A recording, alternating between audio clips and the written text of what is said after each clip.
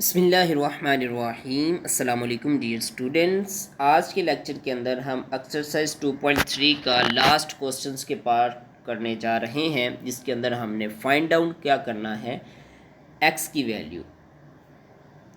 Value से basically आप यहाँ पे मुराद लेंगे कि हमने यहाँ पे फाइंड करना है एंटी लॉग।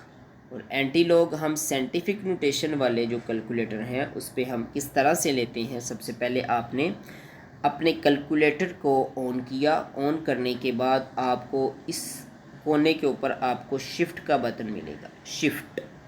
शिफ्ट का बटन दबाना है। उसके बाद आपको यहाँ पर कहीं पे लॉग का बटन मिलेगा, आपने देन फिर लॉग दबाना है। लॉग दबाने के बाद फिर आपने जो भी वैल्यू हमें दी गई है, जैसे यहाँ पे 0.0065 दिया गया है, देन हमने कोने पर मौजूद इक्वल दबाएंगे तो हमारा आंसर आ जाएगा। तो ये है एंटी लॉग लेने का तरीका। Shift log question than equal answer. तो हमारा यहाँ पे पार्ट है 0.0065। इसको हम सोल्व डाउन करेंगे। सोल्व डाउन करने का बहुत ही आसान तरीका, log x 0.0065, दोनों तरफ हम एंटी लॉग ले लेंगे। अब दोनों तरफ एंटी लॉग लेने से जो लॉग है और एंटी लॉग आपस में कट हो जाते हैं। या फिर एक और मेथड है इसका कि आप लॉग को इस तरफ जब ले आएंगे तो ये बन जाएगा एंटी लॉग।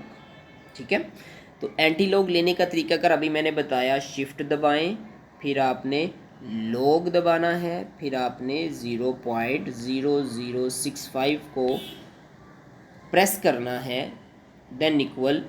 तो फिर आपका क्या आ जाएगा, आंसर आ जाएगा। बिल्कुल सेम यहाँ पे भी करेंगे तो हमारा आंसर क्या आएगा 1.015। अच्छा, यहाँ पे एक क्वेश्चन है कि सर जब हम वहाँ पे क्वेश्चन सोल्व करते हैं तो हमारा आंसर कुछ 1.01534 आ जाता है।